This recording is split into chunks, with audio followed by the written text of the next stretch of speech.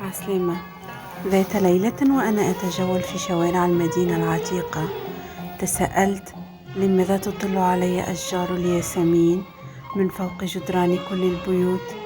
لماذا الكل يزرع هنا الياسمين؟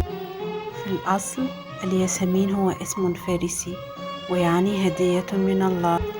تتفتح هدية الله في المساء فتعطر الأزقة والأنهج وتحتضننا في جلساتنا لتضفي عليها لمسة من الحميمية.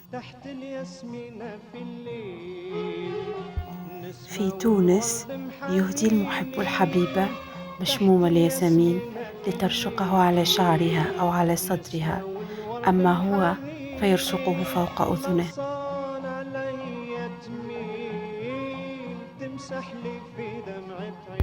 في الشام يتوضأ الحجر في دموع الياسمين ثم ينام، كما يقول محمود درويش.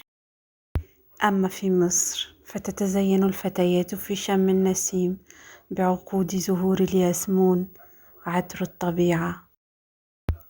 رائحة الياسمين غنية وحلوة، وفي الغالب تكون في نتات قلب العطر لأنها عنيدة وتلتصق بالجلد. هذه بعض العطور المعروفة برائحة الياسمين. دمتم فواحين.